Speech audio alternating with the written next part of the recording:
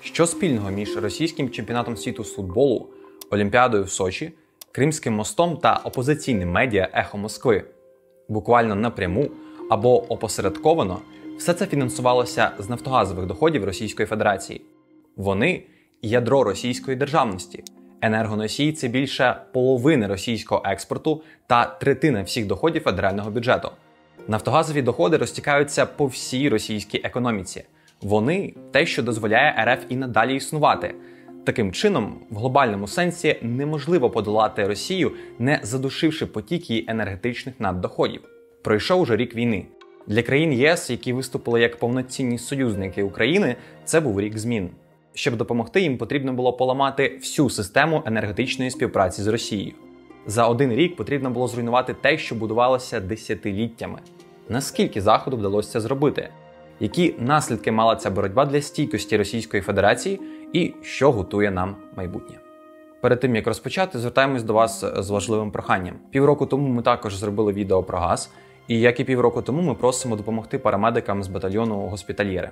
Зараз вони потребують майже 800 тисяч гривень для заправки та обслуговування автобусу реанімації «Австрійка», який був названий на честь парамедикині з одноіменним позивним, яка загинула в аварії на сході України на попередньому автобусі. Завдяки меценатам та персональним внескам українців був придбаний ще один медичний автобус, і він завжди потребує обслуговування. Ви можете допомогти медикам в цьому, перерахувавши кошти на Монобанку.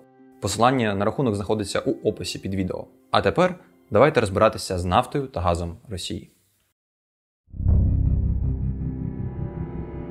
Для початку ми маємо повернутися назад, за півроку до повномасштабного вторгнення, на кінець літа 2021-го. В серпні росіяни починають справжній енергетичний шантаж.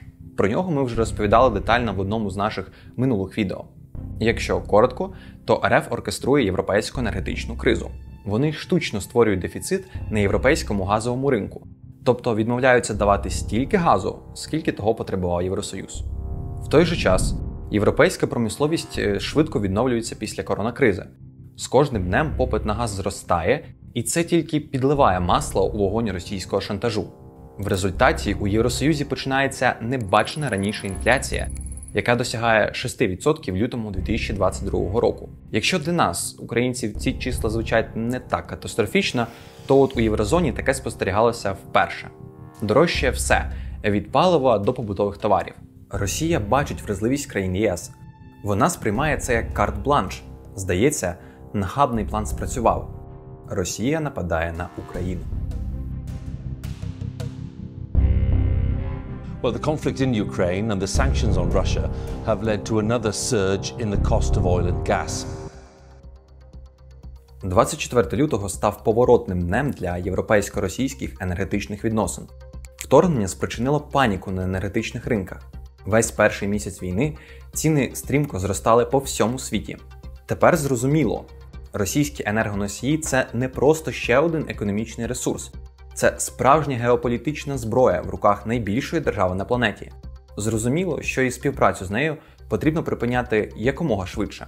Якщо європейці все ж таки хочуть здихатись такого партнера, як РФ, то спочатку потрібно добре підготуватися. Для цього країни ЄС закуповують максимальну кількість газу з усіх можливих джерел. Скраплений газ, газ власного видобутку, а також трубами, в тому числі і з Росії. Таке запасання збільшує попит на газ. Вслід за попитом ростуть і ціни. Через те, що ринки газу та нафти взаємопов'язані, ріст цін на синє паливо наче підтягує за собою нафту. Вона теж дорожчає. А що Росія? Ось статистика відвантажень нафти з РФ. Після початку бойових дій і аж до жовтня росіяни тільки збільшували постачання на світовий ринок. На перший погляд це парадоксально. Країна веде війну, з нею розривають стосунки, але вона тільки збільшує експорт своєї нафти. Це пов'язано якраз з тим, про що ми згадували на початку – постковідне відновлення. Від Бразилії і до Китаю промисловість потребувала все більше і більше нафти. Попит продовжує зростати. І тут сукупність всіх вище перерахованих подій в першому півріччі 2022 року призводить до неочікуваного результату. Постковідне відновлення, яке підвищує попит на енергоносії, плюс передвоєнний шантаж, котрий підвищує ціни, шок від війни і початок боротьби Євросоюзу проти економіки РФ, через все це росіяни продають енергоносіїв більше. і продають їх дорожче. У росіян з'являються наддоходи. Їх чітко видно, якщо ми поглянемо на ось цю динаміку російських доходів від продажу енергоносіїв. Суттєве зростання відбулось саме в період після початку війни. Це умовна оцінка, але те, що доходи зросли після вторгнення – це факт. Ці додаткові гроші дуже спростили життя росіянам. По-перше, вони дали надійне джерело валюти. Незабаром після вторгнення Захід наклав санкції на російський центральний банк. Черги в касах та банкоматах, паніка на російському ринку капіталів. Валюти потрібно більше, а її немає. В результаті рубль летить до небес і тягне за собою інфляцію. Саме додаткові валютні надходження від продажу нафти суттєво спростили життя ЦБ РФ. Йому стало на порядок легше долати кризу. З цієї причини вже в квітні російський рубль укріпився в ціні вищій, ніж до початку війни. Тепер друге. Додатковий експорт енергоносіїв означає і додаткові доходи російського уряду. Традиційно від 30 до 40% надходжень до російського бюджету походять напряму з нафтогазового сектору. Ось динаміка доходів федерального бюджету РФ, і ми знову бачимо значне зростання відразу після вторгнення. Але атракціон небаченої щедрості тривав недовго. Європейці не сиділи увесь цей час, просто склавши руки. Колись весь світ був переконаний, що відмова від російського газу і справді затягнеться. Але останній рік показав, що це було не так. Наразі російський газ займає комічну частку на європейському ринку. У 2021 році половина всього імпортованого газу в ЄС була родом з Росії.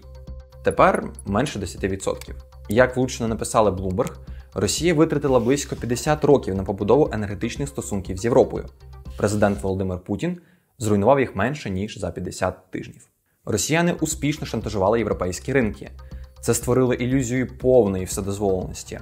Змусити платити європейців не підсанкційний Газпромбанк, порушуючи при цьому контрактні зобов'язання? Запросто. Перекривати постачання газопроводами через, мовляв, додаткову перевірку? Будь ласка. Влаштовувати істерику стосовно постачання турбіни Siemens?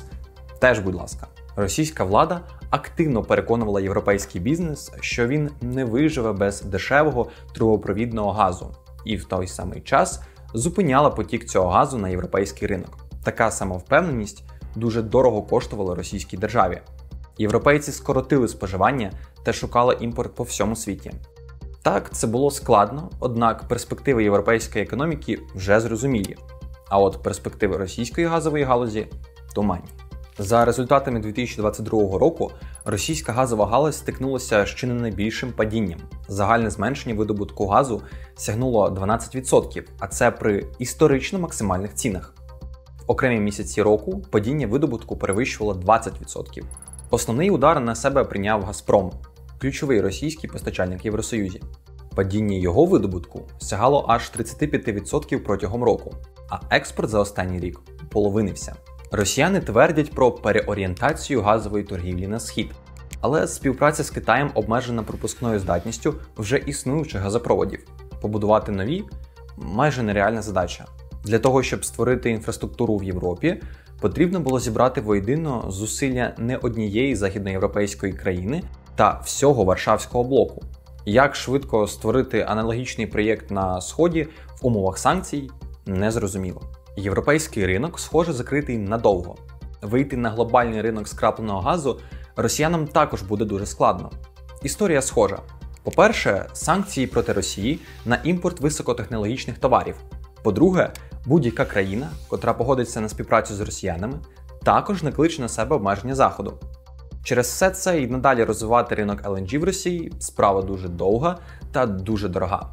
Єдине, що залишається росіянам – це тільки й палити попусту газ, щоб хоч якось компенсувати власну безперспективність.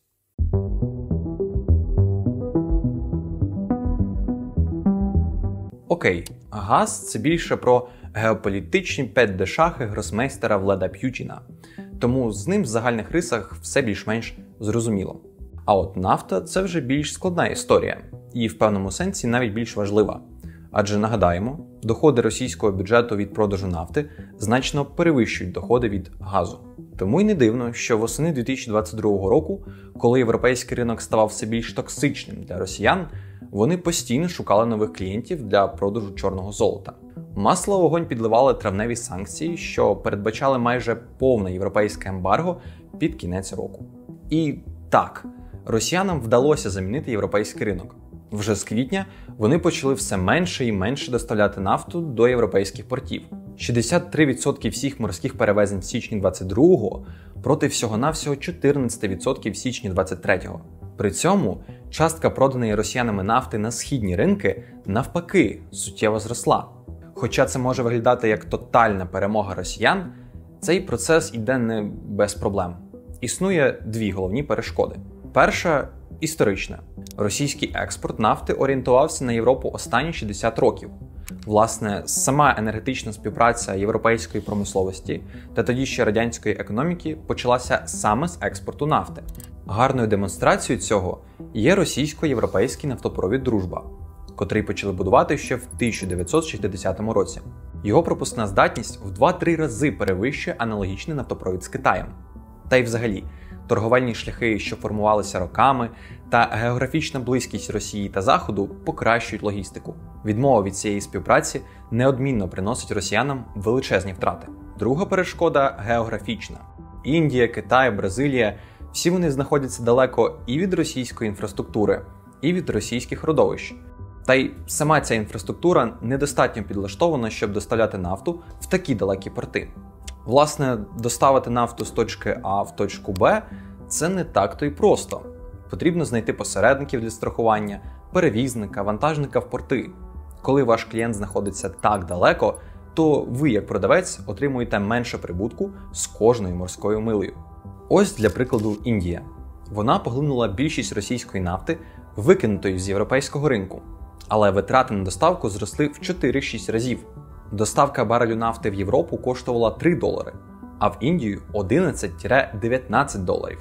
І покриває ці витрати саме постачальник – Російська Федерація. Про цю зміну географії російського експорту багато писали західні ЗМІ. А саме, що мовляв, за інформацією інсайдерів, РФ буде надавати покупцям знижки. Це були б хороші новини, але, на жаль, реальних підтверджень цьому немає. Джерела статистичної інформації в такій делікатній справі, як ціна нафти, взагалі дуже обмежені. Єдине, що тут можна протиставити інсайдерським джерелам, це статистична інформація індійської митниці. А от вона показує, що і справді знижка існує. Але зовсім не така, про яку говорили інсайдери. На жаль, росіяни не поступилися настільки великою кількістю коштів, як би нам того хотілося.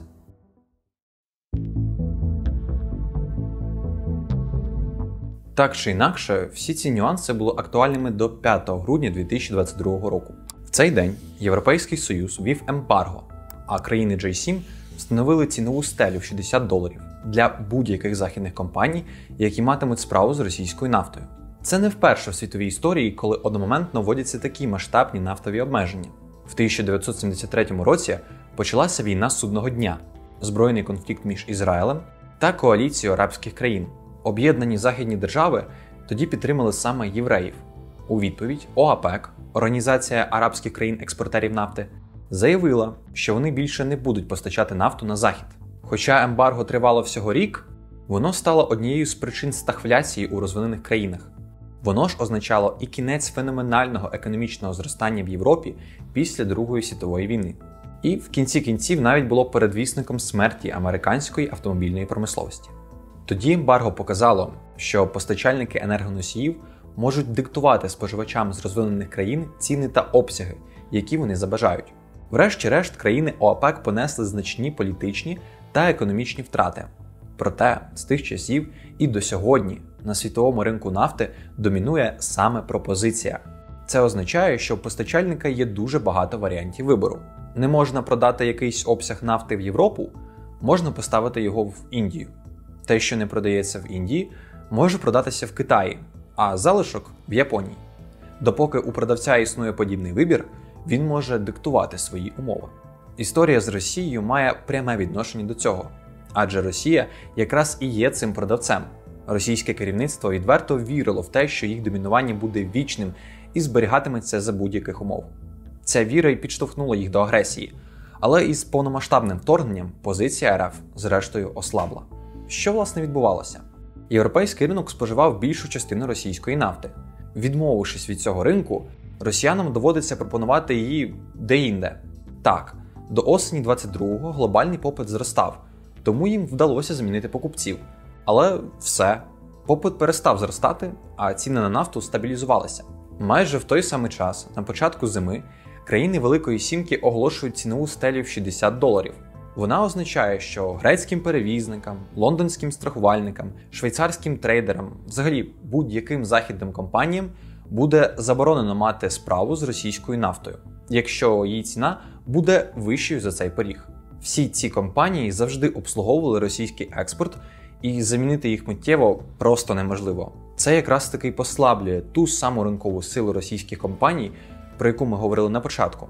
Працює це ось так. Припустимо, ви індійський покупець російської нафти. Ще вчора вам з РФ постачали надійно застраховану нафту через поважних західних партнерів. А сьогодні росіяни повідомляють, що продаватимуть нафту через маловідомі страхові компанії та перевізників зі спірною репутацією. Звісно, ви не дуже задоволені такою ситуацією, адже тепер співпраця з РФ несе великі ризики. Але це не виключає співпрацю повністю. Достатньо лише, щоб ви поставили вимогу перед російськими постачальниками – ціну не вищу за $60. Західні компанії знову працюватимуть з вами, та й ризики повернуться до нормального рівня. Ціна в $60 і нижче також вам вигідна. Дешевші енергоносії – це благо для індустріальних економік, що розвиваються, якою, власне, і є Індія. Саме тому цінова стеля вибиває з-під ніг РФ те, що країни-постачальники так люблять – ринкову силу. І тепер вже Росії будуть нав'язувати ціни, а не навпаки. Але це в теорії. А що нам говорять актуальні дані про стан російського нафтового сектору після введення ембарго та цінової стелі? І що більш важливо, як ці обмеження впливають на бюджет РФ, гаманець теперішньої війни?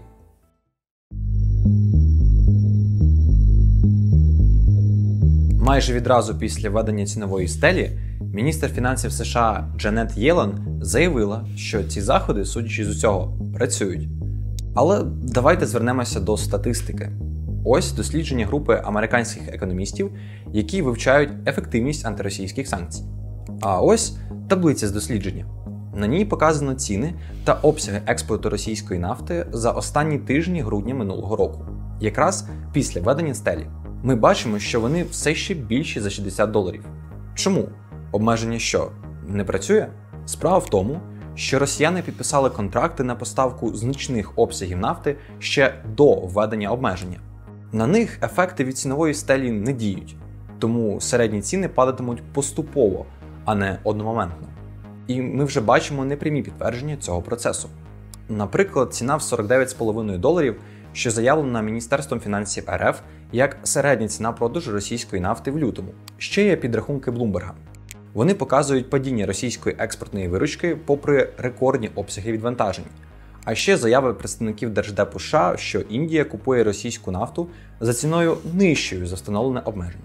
Все це хороший знак, але треба зберігати здорову долю скептицизму. Адже обмеження стосуються не всіх відвантажень. Під нього, наприклад, взагалі ніяк не підпадають поставки нафтопроводом з РФ до Китаю. А це взагалі-то суттєва частка. Більше половини нафтової торгівлі з Китаєм припадає саме на цей нафтопровід. І вартість поставок буде залежати виключно від відносин Москви та Пекіну. В будь-якому випадку, чим довше існуватиме цінове обмеження, тим меншими будуть ціни, за якими продається російська нафта за кордон. Чим довше існуватиме обмеження, тим сильніше Росії будуть викручувати руки її нові ділові партнери. Цей процес уже запущено. Однак, як нам за ним прослідкувати? Наддоходи від продажу енергоносіїв врятували російську економіку на початку війни. Що ж, минув час, і вони розсіялися як вранішній туман. Доходи бюджету будь-якої країни, котра орієнтується на експорт, дуже сильно залежать від курсу національної валюти. Росія тут не виключення. Зависока вартість рубля порівняно з, наприклад, доларом, призводить до того, що доходи від експорту в рублях скорочуються. Уявімо ситуацію. В першому місяці курс становив 70 рублів за долар. Росія продає барель нафти за ціною $80, тобто в рублях отримає 5600. Податки в бюджет будуть сплачені саме з цієї суми – 5600 рублів, а не з $80. В другому місяці рубль укріпився до 55 за долар, а ціна за барель нафти зросла до 100. Це означає, що російська виручка за барель нафти складатиме 5500 рублів, і російський бюджет отримує менше податків, ніж минулого місяця. Це може бути неочевидно, але навіть попри те, що рубль укріплюється, доходи бюджету від продажу нафти, та й взагалі від експорту, падають. Схожа ситуація сталася і цього разу. На початку 2022 року, до і після вторгнення, ціни на російську нафту та газ були дуже високими, а рубль – дешевим. Це призвело до рекордних обсягів нафтогазових доходів. Далі почалося укріплення рубля, а ціни на енергоносії залишалися високими. Це якраз і призвело до падіння та подальшої стагнації виручки. Вже наприкінці 2022 року, коли ціни на російську нафту почали падати, а рубль все ще залишався сильним, доходи почали скорочуватися. Початок 2023-го – це вже повна катастрофа. Інші доходи бюджету також скорочуються, а витрати тільки зростають. Власне, все, що було сказано раніше в цьому відео, було сказано задля того, щоб констатувати факт. В результаті російської політики тільки за 2 перших місяці 2023 року дефіцит бюджету РФ досяг 88% від запланованого на цілий рік.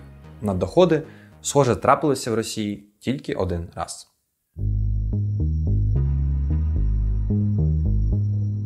У 2007 році Путін виголосив свою мюнхенську промову. Вона стала символом радикального розвороту російської геополітики.